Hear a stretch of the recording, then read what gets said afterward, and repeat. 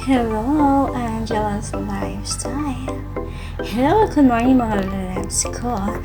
Ayan, here we go again sa ating tips ng mga mother na nagbabudget ng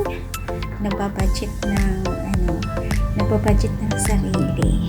So, ganitong gagawin natin guys. So, para hindi tayo madalas pumunta ng parlor to make our hair straight and beautiful. So, ganitong gagawin natin.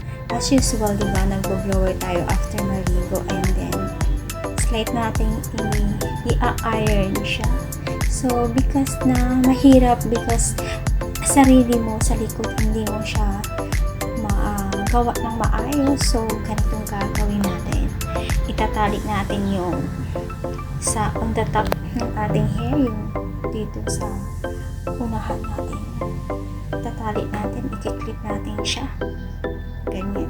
Para maayon natin ng manipis yung nasa likuran natin. Susuklayin.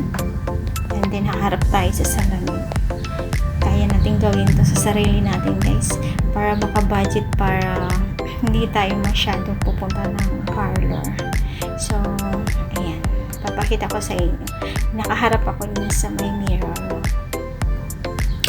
Diba? Usually pupunta tayo sa parlor para magpa-straight ng hair. So, kung pwede lang naman na meron namang mga pwedeng ilagay sa ating buhok yung mga treatment lang guys. So, i-maintain natin. It's good twice a week natin siyang i-care. So, ayan. For the first layer natin gagawin.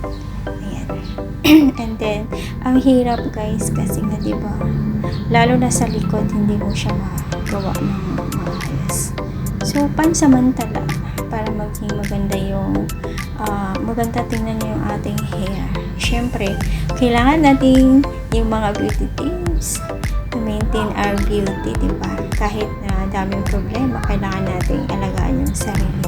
So, ayan na yung sa front natin. Tsaka yung gagawin natin sa likuran natin is like hindi same sa ginawa natin. And yung for the second move, tatanggalin natin yung tinali nating una. And then, iiwan natin yung mga second layer, mga 1 inch lang siya guys. Para naman na mabilis siyang yung init ng air, madali. Ayan, pinapawisan na si Angela kasi sobrang init dito sa aking lugar. Kasi nga poor tayo, hindi tayo makaprovide ng aircon, diba? So, tiis-tiis lang mga guys. So, gagawin natin, same as ginawa natin dun sa una. Titingin sa salamin, ingatan, baka pati yung tenga natin, maplansya natin. Baka mamaya, yung tenga natin, naging itim din. Nagpareho na ng color ng ating buhok. So, actually, hindi to advisable guys na magplansya ka sa sarili mo. Pero hindi naman masyado na talagang i-fix mo siya. As light lang, di ba? Halimbawa, magpunta ka ng party, gusto mo ring to make a better look para na hindi masyado magasto na always kung pupunta ng parlor, di ba? Yung magpa-parlor ka ngayon guys, imagine nasa 1,000. So yung 1,000 na yun, pwede rin nating i-budget yun para din sa food natin, di ba? Kasi lahat ngayon ay mahal, wala nang mura ngayon, lahat ngayon ay mahal mga guys. And yung kulay ng hair ko is dark brown na ginawa ko dati, hindi sa sarili ko, kinulayan ko din yung sarili ko. Same lang guys yung ating gagawin sa front at back. Dahan-dahan na natin tayo. Kailangan nating i-control yung pag-ipit natin kasi hindi natin siya makikita. Pero it's better guys na meron kayong mirror na back to back para makita nyo din yung sa likod. So, diba? So, hindi naman masyado i-fix natin na ganun. Slight na siya, yung parang straight na siya tingnan na hindi nagtatalikwas. Kung bagay, hindi ka sasabihan na mahangin pa sa labas. Yeah, diba? Parang gano'n. So, ayan na yung ating final na gagawin sa ating hair. Ayan na yung ating last na gagawin. Same lang guys yung ginawa natin sa una. Ayan yung gagawin natin para maging okay lang siya. Diba hindi nga umabot ng ilang minuto yung paggawa ko niyan para lang maging maayos lang siya. Kasi guys, yung hair na ano na siya, na treatment na or na rebond na siya guys, mabilis siyang mag-dry. So kaya, di ba, nire-required na kung halimbawang na-rebond ka, so, for the next na punta mo ng parlor, talagang i-offer sa'yo is treatment. Kasi, kung i-rebond siya ulit, mamamatay yung hair mo. Kaya, dapat treatment to prevent na yung dryness niya. So, para hindi tayo masyado magasto punta ng parlor. Kasi, treatment lang din yung gagawin.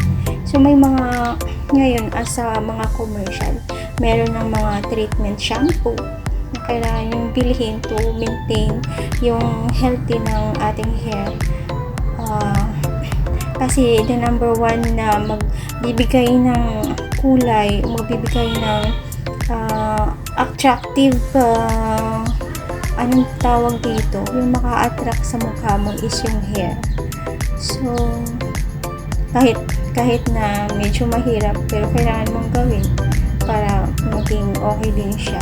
Pero hindi din advisable na everyday kang magpa-plancha ng hair mo guys. Tandaan nyo, kasi kung everyday kayo nagpa-plancha ng hair ninyo, mas lalong mabilis magdadry yung hair ninyo. So, mabuting gawin is twice a week.